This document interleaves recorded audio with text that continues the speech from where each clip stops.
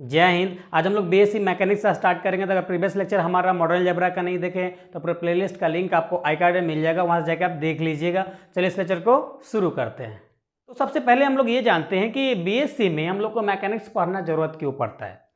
BSc में mechanics आपको पढ़ना जरूरी क्यों होता है, क्योंकि आप बीएससी मैथमेटिक्स ऑनर्स वाले हो तो ये फिजिक्स मैकेनिक्स क्यों पढ़ाया जाता है आपको। देखिए, एक मैकेनिक्स को एक प्रकार का एडवांस लेवल का फिजिक्स बोल सकते हैं, क्योंकि टोटल इसमें आपको स्टडी ऑफ फोर्स के बारे में ही स्टडी करना होता है। टोटली देखिए, मैकेनिक्स में जनरली आपका दो बॉडी पे स्टडी किया जाता है। एक होता है जो रेस्ट बॉडी, जो शांत बिल्कुल सरफेस पे रखा है, उसके बारे में स्टडी किया जाता है। दूसरी बॉडी ऐसा जो मोशन में हो, गति में हो, उस प्रकार के बॉडी को हम लोग स्टडी करते हैं। जनरली बात होगी जो स्टडी करने का, लेकिन आपको पढ़ाया क्यों जाता है बीएससी में मैकेनिक्स क्यों पढ़ाया जाता है। देखिए, तो बीएससी में मैकेनिक्स आपको ज़्यादा नहीं, थोड़ा सा पढ़ना है। जनरली ये इंजीनियरिंग वाले के लिए सब्जेक्ट है। जो भी इंजीनियरिंग करता है सिविल से, मैकेनिकल से, वो लोग को ही मैकेनिक्स पढ़ना होता है। अदरवाइज और आप बीएससी वाले हैं तो आपको ज़्यादा नीड इसका नहीं पड़ता है। लेकिन जनरली देखिए, आपको पढ़ाया जाता है इसीलिए कि जब आप हायर लेवल, जब पीएचडी करने जाएंगे मैथमेटिक्स में, तो पीएचडी करने के बाद देखेंगे आप फिजिक्स पढ़े होंगे 12th क्लास तक, या अभी ये सब्सिडरी में पढ़े होंगे फिजिक्स। तो उसमें देखेंगे कहीं ना कहीं आप कैलकुलेशन करते हैं तो उसमें कहीं ना कहीं मैथमेटिक्स यूज होता है। मैथमेटिक्स जितने भी डेरिवेशन है, डिफरेंशिएशन हो गया, इंटीग्रेशन हो गया, वेक्टर हो गया, सारे चीज़ कहीं ना कहीं इंक्लूड होता है। तो इसीलिए आपको ये एडवांस लेवल की फिजिक्स पढ़ाया जाता है, जिसको हम लोग नाम देते हैं मैकेनिक्स के नाम से देते हैं। ओके, तो चलिए अब इसका हम लोग इंट्रो देखते हैं।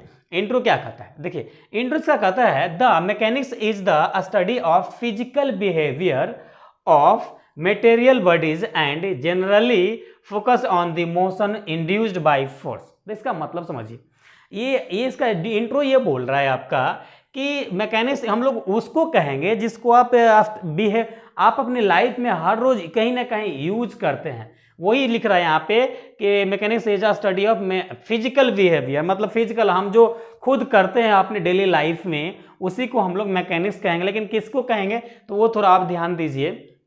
Material of bodies and generally focused on, देखिए जनरली इसमें फोकस इस पे रहता है कि किसी एक वस्तु है, किसी एक वस्तु को सपोज आप वर्क कर रहे हैं, कोई भी जैसे आप मोटरसाइकिल चला रहे हैं, तो मोटरसाइकिल चला रहे हैं तो कभी कभी आप देखेंगे कि चला रहे हैं तो उस समय कुछ ना कुछ फोर्स तो लगता ही है।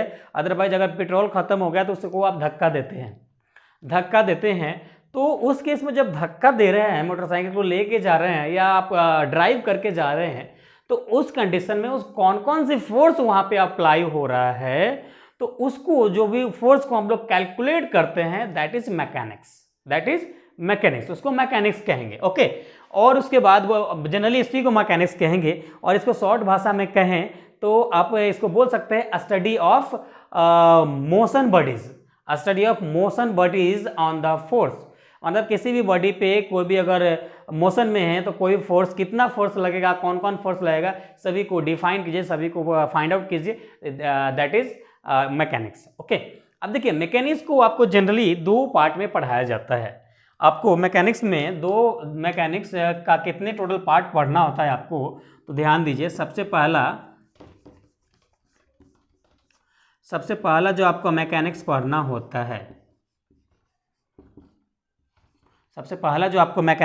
होता है, तो जनरली आपको इसको दो कैटेगरी में बांटा जाता है। पहला कैटेगरी आपका आ जाता है, पहला कैटेगरी होता है स्टैटिक्स। पहला कैटेगरी होता है स्टैटिक्स। दूसरा कैटेगरी होता है आपका डायनेमिक्स। दूसरा क्या कैटेगरी क्या होता है, डायनेमिक्स। ओके, तो देखिए अब इसमें स्टैटिक्स और डायनेमिक्स का मतलब क्या होता है। स्टैटिक्स और डायनेमिक्स का मतलब क्या होता है, तो आप ध्यान दीजिएगा। इसमें जो हम लोग स्टैटिक्स उसको कहेंगे जब आप स्टडी करते हैं किसी भी फोर्स को, किसी भी बॉडी को आप स्टडी करते हैं, तो study of rest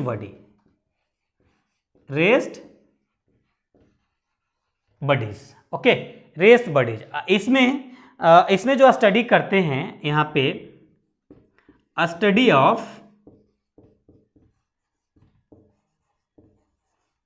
motion body, motion bodies. Okay, तो आप समझ गए कि देखिए अगर मोशन और रेस्ट के मतलब तो समझ रहे होंगे, फिर भी आपको हम समझाने की कोशिश करते हैं। सपोज कीजिए ये आपके पास एक कोई वस्तु रखा हुआ है, जमीन पे रखे हैं आप। ओके, अब एक काम कीजिए कि इधर से एक दो आदमी उठा, इधर से फोर्स लगा रहा है, और एक आदमी उठा इधर से इस वस्तु को, बॉडी को खींच रहा है। अब खींचने के दरमियान कहीं ना कहीं कुछ ना कुछ तो स्लाइड होके आगे को जाएगा, स्लाइड होके आगे को जाएगा। तो सपोज कि इस प्रकार से ये बॉडी यहाँ स्लाइड होके आ गया है, इस प्रकार से यहाँ स्लाइड होके ये आ गया है। तो इस केस में ये कितना स्लाइड हुआ, और इसमें इस दरमियान कौन कौन सी फोर्स लगा, जो दोनों आदमी एक मैन इधर से फोर्स लगा रहा है, एक इधर से खींच रहा है, तो उस दरमियान कई प्रकार का फोर्स लगाया जाता है। तो उस चीज को जो हम कैलकुलेट करेंगे दैट इज डायनेमिक्स। और इसमें सपोज कीजिए कि कोई एक बॉडी आपका रखा हुआ है, कोई एक बॉडी रखा हुआ है जमीन पे, और उसमें आप इतना फोर्स लगा रहे हैं, इतना फोर्स लगा रहे हैं कि वो बॉडी सरक ही नहीं रहा है। जैसे सपोज अगर कोई भारी भरकम चीज होता है, आप उसको उठाने की कोशिश तो करते हैं, लेकिन आपसे उठता नहीं है, हिलता तक नहीं है। तो उस केस में अब कहीं ना कहीं कुछ ना कुछ तो फोर्स लगा, और सभी प्रकार के फोर्स लगा। देखते कभी जब कोई बॉडी आपका नहीं उठता है तो कभी इस प्रकार से उठाने का कोशिश करते हैं, कई प्रकार से उसको उठाने की कोशिश करते हैं। जब नहीं उठता है तो लास्ट में छोड़ देते हैं। तो उस केस में जब हम स्टडी करेंगे उस बॉडी पे कौन कौन सी फोर्स लगा है, उसको हम लोग कहेंगे स्टैटिक्स। बस इतना ही दो फंडा है। और ये डायनेमिक्स से 3 क्वेश्चन आपका पूछा जाता है, और स्टैटिक्स से भी 3 क्वेश्चन पूछा जाता है। ओके, ये 3 क्वेश्चन की वेटेज है, यानी 6 क्वेश्चन की पूछा जाता है टोटल। और आप किसी यूनिवर्सिटी में स्टैटिक्स और डायनेमिक्स एक ही पेपर में पढ़ना, एक ही ग्रुप में पढ़ना होता है, या किसी को अलग अलग ग्रुप में, जैसे पाटलिपुत्रा वाले हैं, मगध वाले हैं, बिहार वाले हैं, तो आपको अलग अलग पढ़ना होगा। इसको ग्रुप सी, इसको ग्रुप डी में पढ़ना होगा आपको पार्ट 2 में। जनरली ये पार्ट 2 में पढ़ना होता है। तो इतनी सारी चीज़ें जो होता है हम लोग यहाँ पे स्टडी करते हैं मैकेनिक्स में। ओके, तो स्टार्ट करते हैं स्टैटिक्स। तो देखिए स्टैटिक्स का जो जनरल डिफिनेशन होता है और जनरल स्टेटमेंट होता है, तो मे भी आपको ये पूछ सकता है, अभी तक तो देखा नहीं गया पूछा हुआ, किसी यूनिवर्सिटी में पूछा होगा तो इसका जो, लेकिन इसको हमको जनरल इसका डिफिनेशन और स्टेटमेंट जानना जरूरी है, आगे का क्वेश्चन सॉल्व करना है। तो इसीलिए हम लोग यहाँ पे इसको देखते हैं। तो देखिए सबसे पहला जो इसका जनरल डिफिनेशन होता है और स्टेटमेंट होता है, सबसे पहला डिफिनेशन ये होता है, a body is a portion of matter limited in every direction. देखिए जब आपको हम क्या बताए स्टैटिक्स में, क्या बताया आपको कि जब रेस्ट बॉडी जब शांत होता है, इक्विलिब्रियम कंडीशन, इसको टेक्निकली भाषा में हम लोग, मैकेनिक की भाषा में हम लोग इक्विलिब्रियम बोलेंगे। अब से हम जब लिखेंगे तो रेस्ट बॉडीज नहीं लिखेंगे, इक्विलिब्रियम बॉडी लिखेंगे, याद रखिएगा। ओके, तो जब भी कोई बॉडी इक्विलिब्रियम में होता है तो उस केस में कुछ लिमिटेड उसके पास ऑप्शंस होता है, किसी प्रकार स्लाइड होने का, मूव होने का, डायरेक्शन चेंज करने का।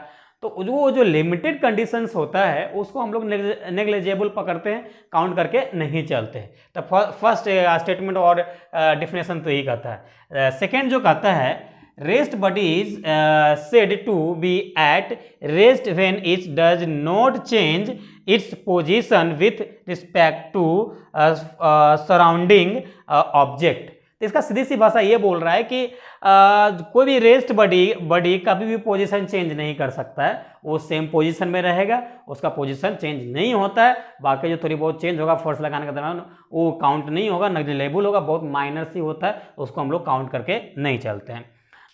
तीसरा जो हमारा डिफिनेशन कहता है, a rigid body is a body whose part always. देखिए तीसरा डिफिनेशन स्टेटमेंट ये बोलता है कि a rigid bodies is a body whose part always serve an invariable position. देखिए ये इसका कहने का मतलब ये है कि वेरिएबल बोला, इनवेरिएबल मतलब इसका कोई वेरिएबल नहीं होगा। वेरिएबल मतलब क्या, उसका पोजीशन चेंज हो सकता है, नहीं हो सकता है।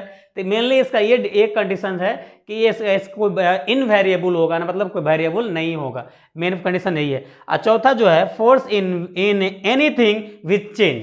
तो बोल रहा है कि कुछ भी फोर्स लगाएंगे तो कुछ भी चेंजेस होने वाला आपका नहीं है। तो इसका यही मेन चार जो जनरल डिफिनेशन है, स्टेटमेंट है, वो सारी चीज़ें है। अब हम लोग आगे कुछ बेसिक कंसेप्ट की तरफ चलेंगे, इसको नोट डाउन कीजिए, फिर आगे देखते हैं। तो सबसे पहला जो कंसेप्ट है पैरेललोग्राम लॉ ऑफ फोर्स है। देखिए सबसे पहले हम लोग पैरेललोग्राम कहें बनाएंगे, और इसको हिंदी में हम लोग बोलते हैं चतुर्भुज, हिंदी में चतुर्भुज बोलते हैं। ओके, देखिए तो इस प्रकार से कोई एक पैरेललोग्राम आप बनाइए, आपका इस प्रकार से कोई पैरेललोग्राम होगा, सपोज कीजिए इस प्रकार से है। ओके, इस प्रकार से है, और इसका डॉटेड डॉटेड इस प्रकार से है। ओके, इसका जो एंगल है आपका, ये जो एंगल आपका बन रहा है, ये जो आपका एंगल बन रहा है, ये सपोज कीजिए अल्फा है और ये 90 डिग्री है। और सपोज कीजिए एक फोर्स हमारा इधर से P फोर्स लग रहा है, वेक्टर P लग रहा है, और इधर से एक रेडियस ऑफ वेक्टर जो जा रहा है, रेडियस ऑफ वेक्टर जो है R है, R वेक्टर R है रेडियस ऑफ वेक्टर। और दूसरा जो फोर्स जा रहा है इधर से जा रहा है, इधर से जा रहा है, वो है वेक्टर Q है, राइट। तो इतनी फोर्स जा रहा है, तो हमारा जो इसका नाम अगर देना चाहेंगे तो O A B C और D, राइट, इतना है।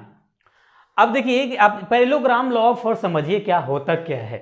देखिए एक कोई ओरिजिन से कोई तीन फोर्स जब जा रहा हो और जब आपस में मिलकर एक पैरेललोग्राम बना रहा हो, तो उसे हम लोग बोलते हैं पैरेललोग्राम लॉ ऑफ फोर्स बोलते हैं। देखिए यहाँ हमारा ये O है, ये कहीं ना कहीं ओरिजिन है, एक पॉइंट से एक फोर्स हमारा इधर को जा रहा है, दूसरा फोर्स हमारा इधर को जा रहा है, तीसरा फोर्स हमारा इधर को जा रहा है। ओके, तो ये तीन डायरेक्शन में तीन फोर्स जा रहा है, लेकिन देख रहे हैं कि तीनों डायरेक्शन में सभी मिलकर एक पैरेललोग्राम बना रहा है, पैरेललोग्राम बना रहा है। और ये बीच का जो फोर्स को हम लोग बोलते हैं रेडियस ऑफ वेक्टर बोलते हैं, रेडियस ऑफ वेक्टर, राइट।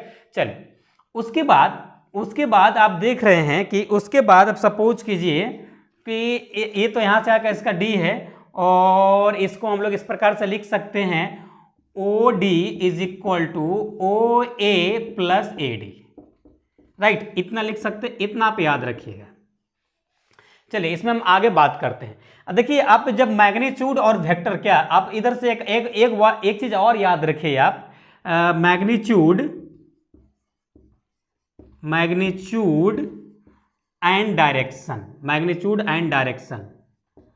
ये पैरेललोग्राम से आपको हम बोलें कि मैग्नीट्यूड एंड डायरेक्शन बताइए, तो आप क्या बताएंगे? आप 12th क्लास में पढ़े होंगे वेक्टर में। देखिए इसका अगर मैग्नीट्यूड एंड डायरेक्शन की बात करेंगे तो vector R is equal to, यहाँ पे सिंपल सी भाषा हो जाएगा, इसको आप ऐड कर दीजिएगा दोनों को, तो हो जाएगा मैग्नीट्यूड एंड डायरेक्शन। अगर ये A इसी को अगर मॉड में हम लोग लिख दें तो हमारा क्या हो जाएगा? केवल मैग्नीट्यूड हो जाएगा, लेकिन मॉड से बाहर है, इस पे भी वेक्टर है, इसीलिए मैग्नीट्यूड एंड डायरेक्शन है, टोटल दोनों है। ओके, तो ये चीज आप दोनों याद रखिएगा, क्योंकि हम इस पैरेललोग्राम लॉ ऑफ फोर्स में यूज करने वाले हैं, राइट। तो इतना बेसिक कंसेप्ट रहा 12th क्लास का। उसके बाद देखिए अभी आप क्या जानते हैं, आप जानते हैं कि वी नो दैट हम जानते हैं कि vector R is equal to vector P plus vector Q। Okay, इसको आगे पीछे लिख दिया तो प्लस में कोई फर्क नहीं पड़ेगा, इतना है। अब एक काम कीजिए, आपको हम बोलेंगे कि नहीं, आप इसको एक काम कीजिए, दोनों को ही आपस में मल्टीप्लाई कीजिए, vector R co dot vector R को, राइट। और इसी को फिर से अगेन करना पड़ेगा, इसकी वैल्यू इतना है, तो अगेन हम लोग को करना पड़ेगा। ओके, इतना हम लोग को करना पड़ेगा यहाँ, राइट। जब इसको डॉट करेंगे तो हम इसको लिख सकते हैं, क्या लिख सकते हैं?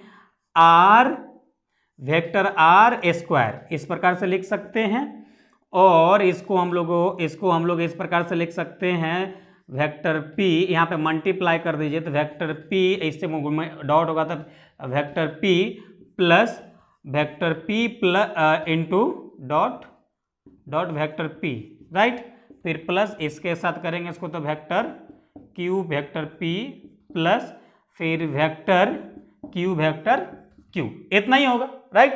चलिए अब देखिए इसको हम लोग इस प्रकार से लिख सकते हैं, इसको हम लोग इस प्रकार से मॉड से बाहर निकालेंगे तो आर स्क्वायर हो जाएगा, ये खत्म हो जाएगा। इसको हम लोग लिख सकते हैं, इसको भी इस प्रकार से वेक्टर पी का होल स्क्वायर, ओके, प्लस अब देखिए यहाँ पे P डॉट क्यू है, यहाँ पे Q डॉट P है, तो कोई फर्क नहीं पड़ता, दोनों के वैल्यू सेम होगा, तो इसको आप सीधा से लिख दीजिए टू वेक्टर P और dot Q, vector Q, right.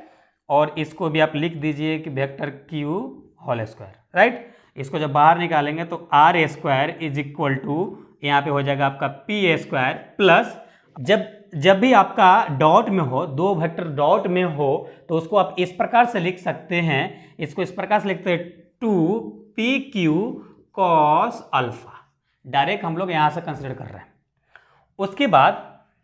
उसके बाद यहाँ पे इसको भी हम लोग क्यू स्क्वायर लिख सकते हैं, राइट, इतना लिख सकते हैं। अब यहाँ से r equal to under root P square plus 2pq cos alpha plus Q square, right. तो ये हो गया यहाँ पे आपका मैग्नीट्यूड, या इसको रेडियस ऑफ वेक्टर बोल सकते हैं, आर इक्वल टू, राइट, इतना आ गया। और ये यहाँ पे आप इसको नोट करके लिख लीजिएगा कि आगे हम लोग इसको क्वेश्चन सॉल्व करेंगे तो यूज करेंगे। चलिए इतना नोट कीजिए, फिर आगे देखते हैं। अब देखिए यहाँ पे इसका एंगल थीटा था, अब ये थीटा कितने बराबर होगा, तो इसको हम कह सकते हैं A O B is equal to theta, right. ये थीटा बराबर इतना है। अब इसको हम लोग थीटा बराबर है, अब एक बात बताइए हमको कि tan थीटा बराबर क्या हो जाएगा। तो देखिए tan थीटा बराबर आपका हो जाएगा कितना, लंबाई आधार, तो क्या हो जाएगा यहाँ पे, ये हो जाएगा बी डी, तो यहाँ पे आपका लंब हो जाएगा बी डी बाई, और आधार कितना है ओ डी, ओके। अब ये ओ डी के हम लोग लिख सकते हैं B D by, O D को लिख सकते हैं ओ ए प्लस हमको इसको लिख सकते हैं ए डी, ओके, इतना हम लोग लिख सकते हैं।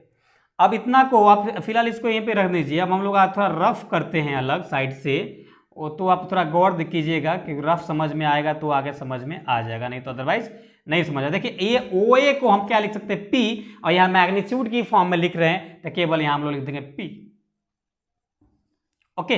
अब देखिए यहाँ पे हम लोग को बचेगा ए डी। अब हमको वैल्यू चाहिए बी डी का और ए डी का चाहिए, ये ए डी का चाहिए और ये बी डी की चाहिए।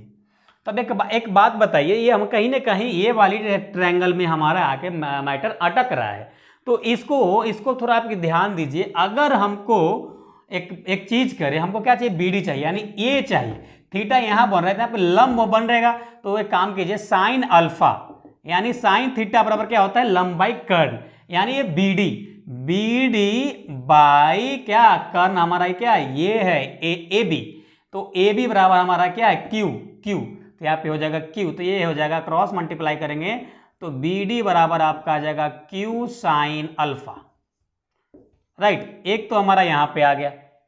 दूसरा और आपको क्या चाहिए, ए डी चाहिए आपको, तो फिर से अगेन आप एक काम कीजिए कॉस अल्फा ले लीजिए, क्योंकि हमको ये निकालना ये हमको मालूम है, तो कॉस अल्फा बराबर आधार यानी ए डी बाई कर्ण आपका क्यू है।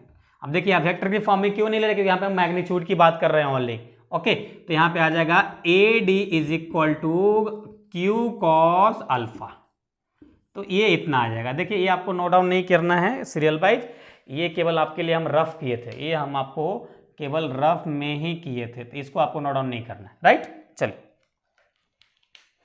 अब यहाँ पे लिख सकते हैं बी डी बराबर हम लोग क्या निकाल के लाए हैं, बी डी बराबर हम लोग निकाल के लाए हैं क्यू साइन अल्फा बाई और पी, और ए डी बराबर हम लोग निकल के लाए हैं क्यू कॉस अल्फा, यानी tan थीटा बराबर Q sine alpha by P Q cos alpha, right. तो ये एक आपका फार्मूला बन जाता है। अगर थीटा की वैल्यू अगर आपको यहाँ पे नहीं दिया है, निकालना हो तो आप यहाँ से कैलकुलेट कर सकते हैं। तो चलिए इसको नोट डाउन कीजिए, फिर आगे देखते हैं। चलिए हम लोग दूसरे कंसेप्ट की तरफ चलते हैं। दूसरा कंसेप्ट आपका ट्रायंगल लॉ ऑफ फोर्स।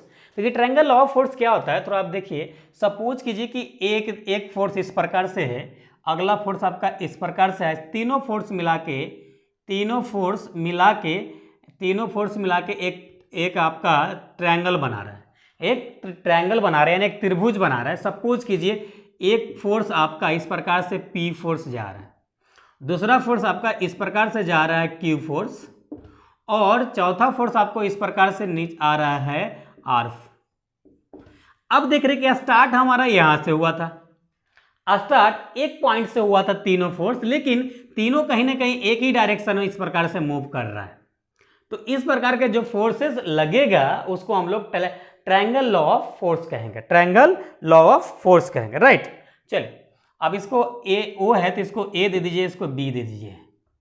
अब इसी को अगर इस ट्रायंगल को खोलिएगा तो इस प्रकार से फिगर बना सकते हैं आप, इस प्रकार से, जैसे आप ये फिजिक्स में क्रिचिप्स लॉ ऑफ फोर्स पढ़े थे। इस प्रकार से कोई O है और यहाँ से एक फोर्स इधर को P जा रहा है, वेक्टर P फोर्स, और दूसरा वेक्टर Q फोर्स जा रहा है, वेक्टर Q जा रहा है, और दूसरा वेक्टर R फोर्स जा रहा है, राइट। तो इस प्रकार से इसका फिगर होगा। अब जब तीनों फोर्स को आप ऐड करेंगे, समेशन करेंगे, vector P force plus vector Q force plus vector R force, अगर इसका समेशन 0 आ जाता है तो this is a triangle law of force. और इसी को हम लोग क्या बोलते हैं, the system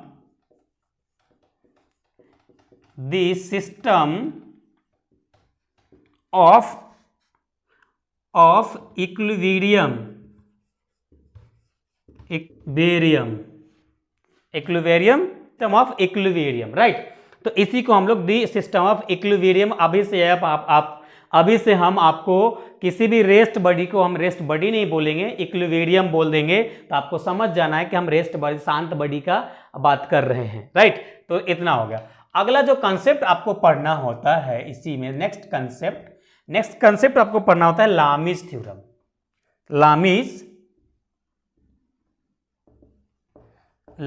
theorem. Okay, next concept Lami's theorem. तो लामीज थ्योरम सेम इसी प्रकार से वर्क करता है। सपोज कीजिए आपके पास कोई एक फिगर इस प्रकार से है और अगला फिगर आपका इस प्रकार से है, ओके, अगला फिगर आपका इस प्रकार से है, और सपोज कीजिए कि ये इस प्रकार से इसका जो एंगल है गामा है, और इसका जो एंगल है अल्फा है, और इसका जो एंगल है क्या, बीटा पकड़ लीजिए, इसका एंगल आपका बीटा है, ओके। अब एक बात बताइए, किसी एक लाइन पे अगर कोई एक एंगल कितना बनता है, ये एंगल बनता है हमारा पाई, यानी 180 डिग्री बनता है। 180 में से अल्फा यहाँ पे बन गया तो क्या बचेगा, नेक्स्ट पाई माइनस अल्फा, यही एंगल बचेगा। दूसरा जो एंगल इसका जो बचेगा वो पाई माइनस गामा बचेगा, और इसका जो बचेगा पाई माइनस बीटा बचेगा, राइट, इतना बचेगा। और इसी में फोर्स उस सेम तरीके से ट्रायंगल लॉ ऑफ फोर्स जैसा काम करता है, vector force P, vector force Q, vector force R, okay. इस प्रकार से ये काम करता है, जनरली वर्क करता है। तो देखिए क्या डिफरेंस है, केवल इसमें हम लोग फोर्स कैलकुलेट करते हैं, लामीज थ्योरम में हम लोग फोर्स के साथ साथ एंगल भी कैलकुलेट करते हैं।